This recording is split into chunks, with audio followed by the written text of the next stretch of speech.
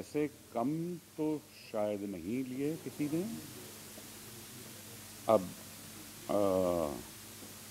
उन्होंने इसकी वजह से बहुत पैसे कमाए, वो अलग बात है, लेकिन ना मुझे किसी ने ऐसी प्राइस सुनाई या मांगी जो बिल्कुल गलत या बहुत हाई थी। बहुत ऊंची प्राइस ली किसी ने। सब सही, मुझे लगता है सब ने सही प्राइस ली। और उनको भी सेटिस्फैक्शन दोनों फिल्म के मेकिंग के दौरान, फिल्म के बनने के दौरान और बाद में भी आज तक उस फिल्म के बारे में चर्चा होती है, इसलिए ज़रूर सेटिस्फैक्शन भी बहुत मिला होगा। जैसे मुझे मिला है उनको भी मिला होगा। तो मैं समझता हूँ the deal was more than fair for all of us.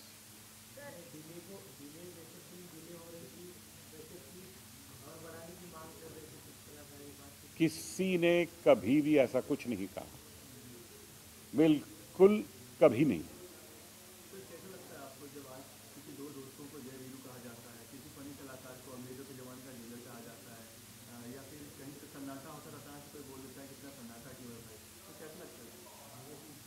बहुत बढ़िया, बहुत अच्छा लगता है।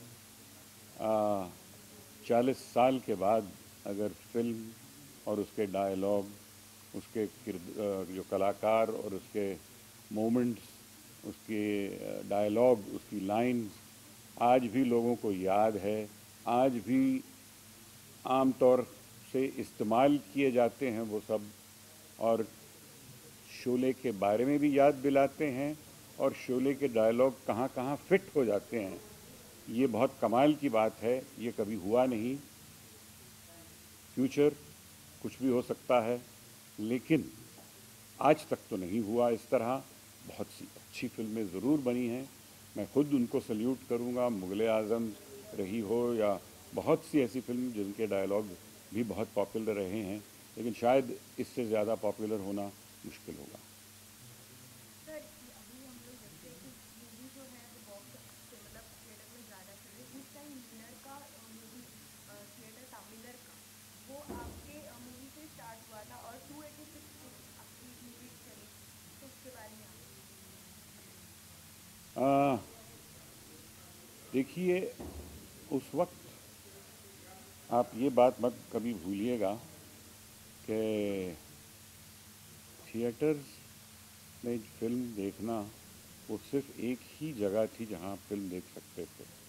तो जो बहुत लॉन्ग रन पकड़ती थी फिल्में, वो सिर्फ शोले नहीं, शोले बहुत लंबी चली और जितनी चली उससे और भी चलती।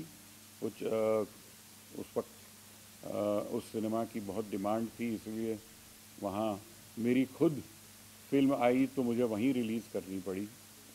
और कहा हमने मजाक में ये कहा भी था, शोले उतरेगी तो शान से। तो इस तरह हमें फिल्म को उतारना पड़ा अपनी ही फिल्म के लिए, और भी चलती वो। लेकिन वो इसलिए भी था, आज जैसे फिल्म आप अपने फ़ोन पे भी देख सकते हैं, आप टेलीविज़न पे देख सकते हैं, इंटरनेट पे देख सकते हैं। तो आप 50 बार देखना चाहें तो भी आपको वापस सिनेमा में जाने की ज़रूरत नहीं पड़ती। तो इसलिए भी था वो, उस ज़माने में ना पायरेसी थी ना कुछ। I think it was a wonderful time for cinema, it still is. लोगों को आज भी फिल्में बहुत पसंद है, एंटरटेनमेंट है उनके लिए उनको अपने फेवरेट कलाकारों को देखकर, स्टार्स को देखकर बहुत मज़ा आता है। और आज भी बहुत उम्दा एक्टर्स और एक्ट्रेसेस हैं और मेकर्स भी हैं और अच्छी फिल्में बन रही हैं। इस साल ही देखिए आप, चाहे वो तन्नू वेड्स मन्नू हो या पीकू हो या बजरंगी भाईजान हो या इतनी सारी फिल्में, सबका नाम भी नहीं लिया जा सकता। बहुत अच्छी अच्छी फिल्में इस साल में भी बनी हैं। तो फिल्में बहुत अच्छी आज भी बन रही हैं। और मेरा ख्याल है मैं खुशनसीब था कि उस वक्त ऐसी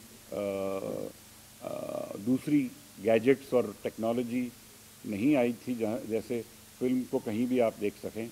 तो आई थिंक वो भी एक वजह है लॉन्ग रन की।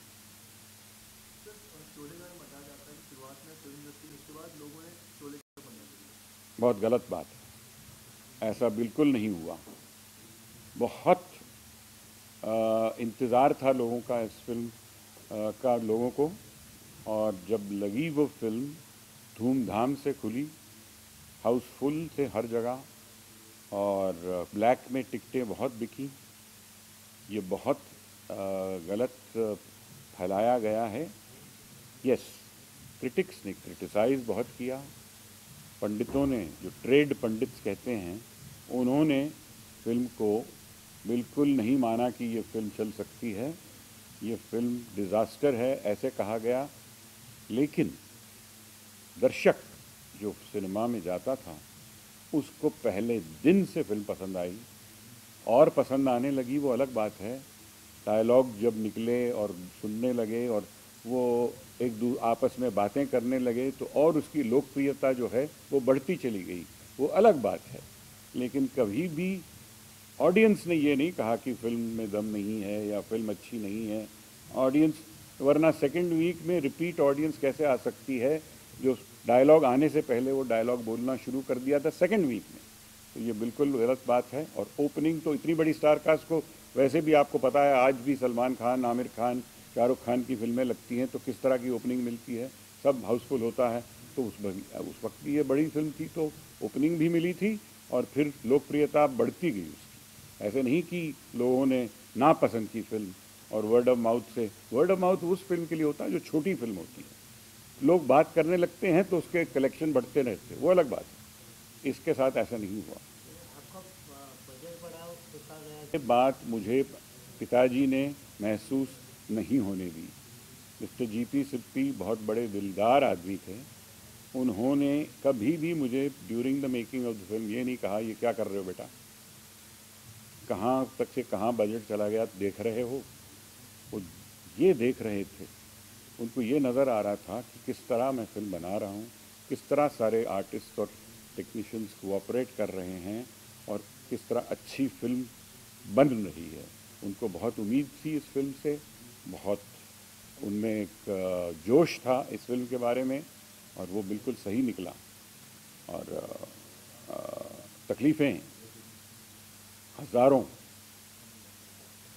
रोज़ कुछ न कुछ प्रॉब्लम्स नए आते थे, लेकिन हम उन्हें पार करते गए, ओवरकम करते गए, और एंड में जो हुआ वो सबके सामने है। 40 साल बाद हम उसी की बात कर रहे हैं।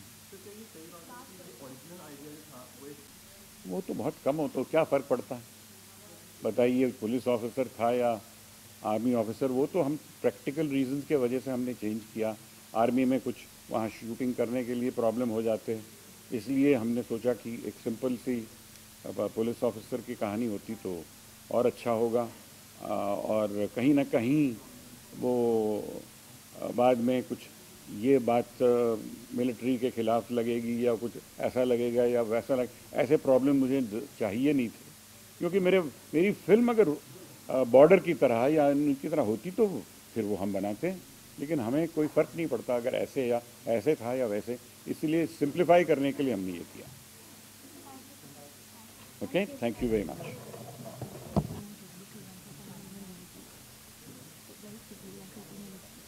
When is this going to end? Okay. This is standing.